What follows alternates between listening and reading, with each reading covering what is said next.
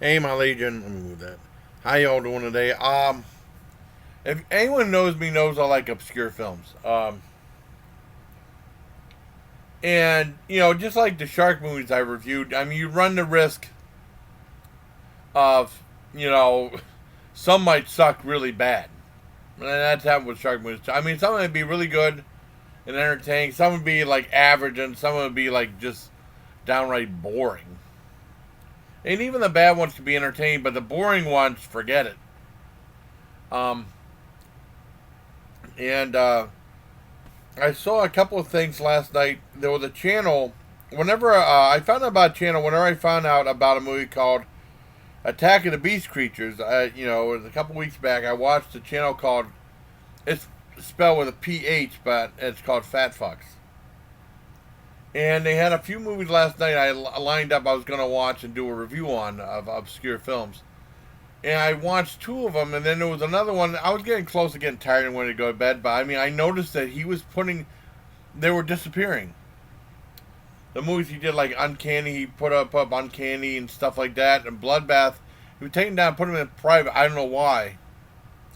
And I tried to. There was a thumbnail I wanted to use that was really cool, and then that video's gone now. The one video's gone, and then I'm glad I saw those two movies when I did. But he also done a bunch of music videos like Madonna and like Berlin's. I'm surprised. I mean, those are up. And that would be the thing that you think YouTube want to take, not like obscure movies like The Pool, The Projected Man, movies I never heard of before, in my food cage. You know, and I was planning on watching those, but oh well. And there might be other channels do it because YouTube does have movies on there, and sometimes YouTube can be sticklers for some certain things. I remember seeing that Lucio Fulci movie, The Devil's Honey, which is that. I mean, he did like a like S&M flick, and it was kind of raunchy and stuff like that. I was surprised on YouTube. I don't think it's on YouTube anymore, but I did see it way back when I first started my channel. When I first started my channel, I was just watching like movies on YouTube, and then occasionally doing a video or two. Um, and that's what I found about Finesse Bill Nutt or something like that, who did that one Herschel and Lewis movie, Suburban Roulette, which I watched, which I really enjoyed. Well, anyways, I got a bunch of unusual movies, and this one was from that Fat F's channel. Was called Contamination 7, which was also known as Troll 3, or also known as The Crawlers. Now, I remember seeing Troll. When Troll came out in the 80s, it was from Empire, Charles Band's film. It had Sonny Bono in it, and it was a modest hit for the company. I know it played in Mill Creek Mall. Neither movie that when they played in theaters and stuff. And then Troll 2 came out. I think I saw it when I was home for a few days. I rented it from Giant Eagle when they had movie rentals out in the open. And I remember renting it from there, and it had nothing to do with the original Charles Band one. It's like an Italian film that became. They even did a documentary about called "The Best Worst Movie Ever Made," which is very entertaining. I only saw it the one time though, and even Fangoria said it's probably ended up being a cult classic, just because it's so silly. Well, anyway, I saw this one and it was like, well, it said Contamination 7, and it's also known as Troll, but it's also known as Troll 3 for the title. I'll say Troll 3. And it revolves around, it's a Italian, I think Joe D'Amato was uncredited, or Berto Lenzi, I think, was uncredited with being a director in the movie. And it revolves around like killer tree roots. And it starts off, I mean, the one thing I had a problem with is, I mean, the gap in logic. It starts off with this bus ride, and this girl in the one seat was talking to this girl in a seat ahead of her in a bus. And it seemed like they were being friends and stuff like that. And then all of a sudden, the bus stops at this gas station, like a like independent gas station, a little small one. Like the one you see, like, no rest area for like 50 miles or something like that. One of those ones in the middle of nowhere. And the bus driver stops the bus and runs to use the bathroom. And then that one girl in the pink goes out, and she goes in there to buy something. And then the guy comes out of the bathroom, goes in the bus, and starts the bus and takes off. Well, didn't that girl that she was talking to say, "Hey, that girl's out of the bus. She wanted to get something," and stop? I mean, and then you see the girl come on, and he's gone. And she, I mean, the gap in logic right there. And the guy said, and one guy said, "Well, eventually someone will pick you up." And there's some guy that ended up trying to hit on her and stuff. And she ends up running away, and she gets attacked by the tree brutes. And a lot of it is really, I mean, because the acting was okay at first, and then it got really, really bad and silly. So bad I was laughing. I mean, some of it was done by the sheriff. It's like that one girl. I mean, they went to the sheriff to report that one girl passed away. And then she was gone. Of course, they came back and the sheriff said, "Where's the girl at? I bet she went to get a Coke at the soda fountain." It goes, "Oh, you kids like that." It's really, really funny how bad the acting is in this. But I mean, it moves kind of slow, and then it doesn't really pick up until the tree roach become a big threat when it breaks through this trailer and kills the sheriff, and that's where it got its hard rating because it kills the sheriff, and it's like it goes into his body and pulls out his eyeball like this, and pops it out, and all this bloody stuff. And that was pretty good. And then it really picks up and gets very entertaining, but very laughably bad. Because I was like, I was laughing at the dialogue, but it was kind of like moving kind of slow. It doesn't pick up till those tree branches become, and they're fake looking. You hear them go, you whip it, and they made whipping sounds. Really silly, but I'm glad I saw it. I give it a 7 out of 10. It's pretty funny. Like, I'm surprised that guy took that video down, put it in private. He put it in private. And there's other people have the same movie posted up there. I don't know why he put those movies in private where he had all the music videos. It's plain to see, like Madonna and stuff like that, Berlin and TSOL, and because you think YouTube would go after the music. That's why I always had a problem if I had music in my videos. So I give that a 7 out of 10. It's pretty entertaining. If you like Troll 2, it's not as silly as that, but it's really silly. And the acting's probably worse. It's so laughably bad. And you can see like little excerpts from that. Of how bad the acting is on YouTube.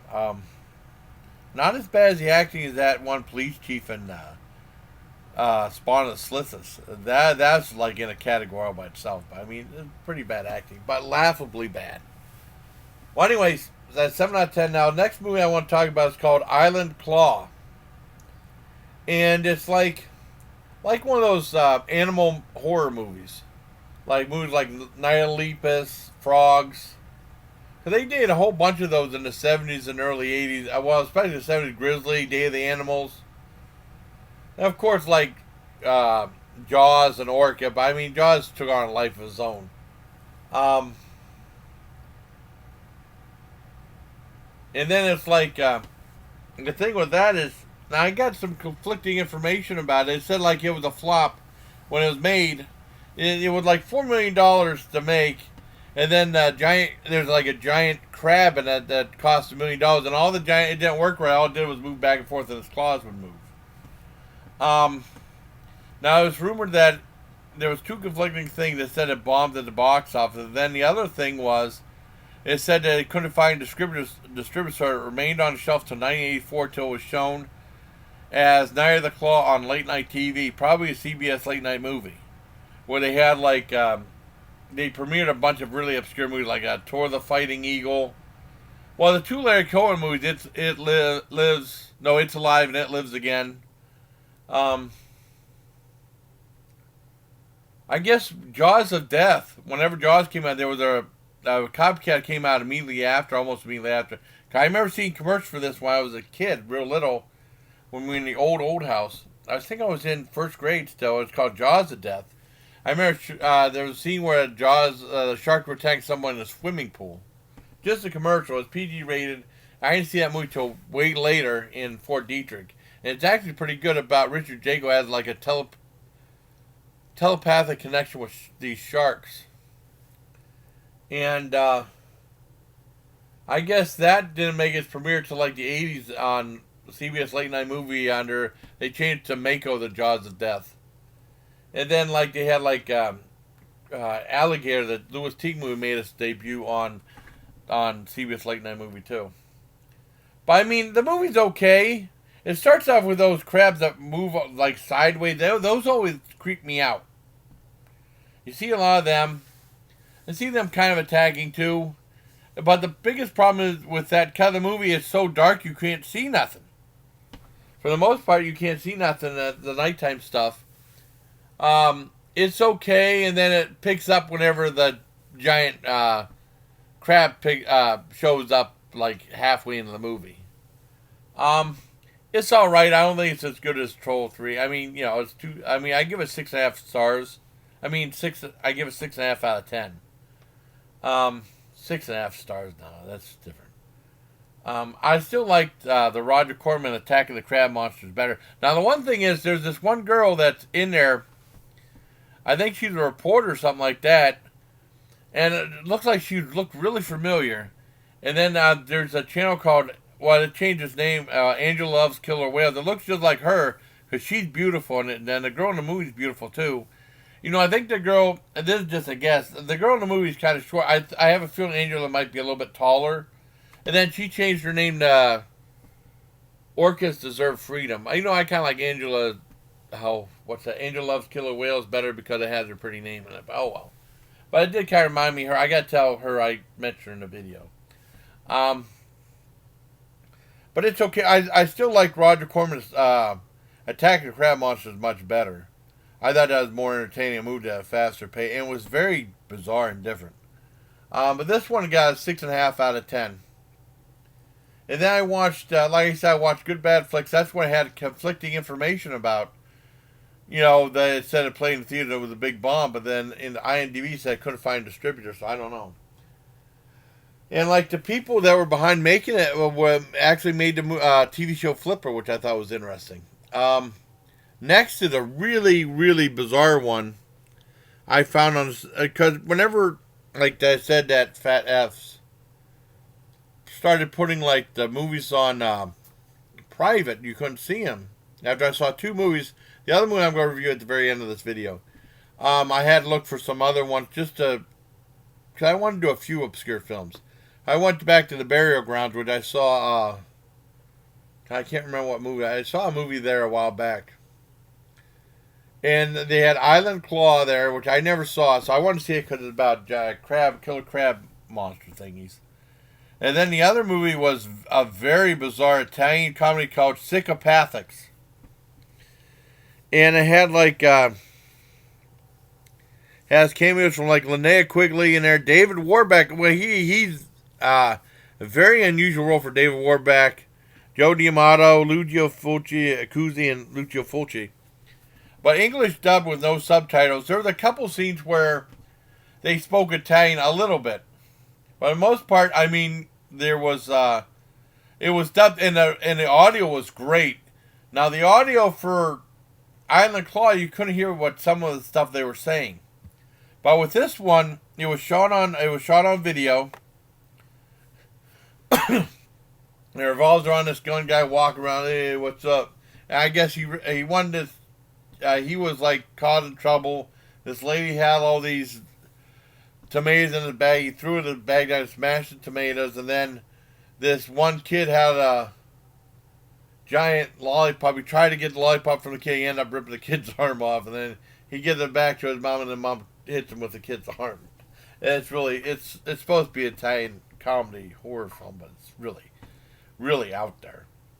Anyways, the guy goes to this house, this abandoned building. You see all these hand signs pointing him to go this way, this way, this way. And then this guy says, he goes into this place with all these horror movie props, and the guy says, oh, you discovered my lair. I'm going to show you my movies. And then he like conked him over the head and tied him in the chair and made him watch his movies. And one involves like a killer, like a blow up doll that comes to life. And that was actually really dirty. This movie has some dirty parts in it. Island Claw was pretty clean. Well, Troll 3 wasn't clean. I mean, but this one had some really dirty parts. They had really out there parts.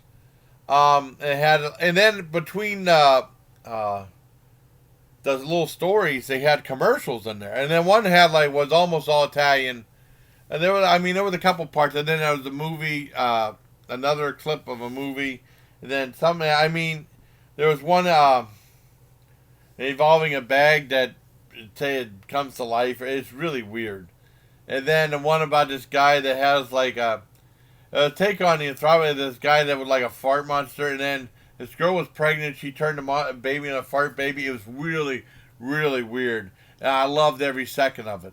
It says 55-minute running time. That's not true.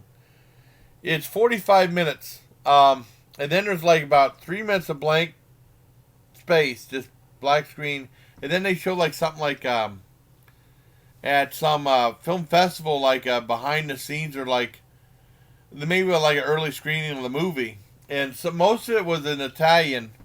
Then they had Lucio Fulci talking in Italian, and then there was a couple of people who spoke English in there, and that was like 3 minutes, and then there's like another 5 minutes of blank space. I don't know why, but it's actually 45 minutes long. Just like that movie that my friend Vincent did for the Horror Fest. I mean, Jockstrap Slaughterhouse. There's a bunch of blank. It's only like 55 minutes long. And I think they tried to stretch out to like 70 minutes with a bunch of blank footage at the end. Not allowed to do that in the Horror Fest.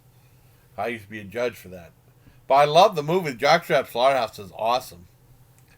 Um, but I mean, I love Psychopathics. I have to keep looking. I keep wanting to say Psychopathics.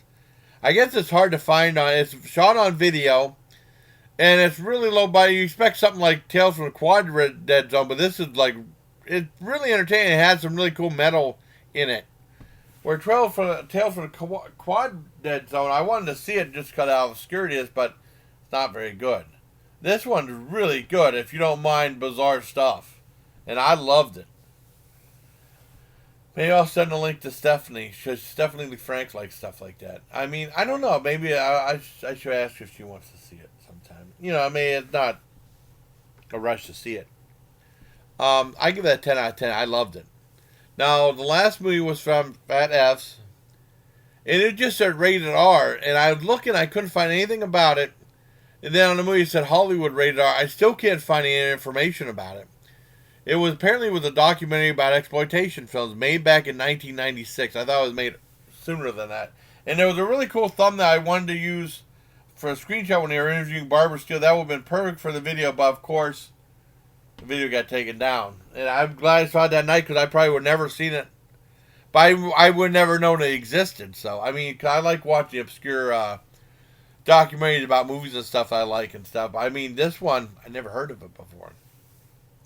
And it starts out with John Landis talking about the exploitation film. They interview certain people. They interview whenever they interview the team of Herschel and Lewis and David Freeman. They always interview Herschel and Lewis and never did. This time I interviewed David Freeman.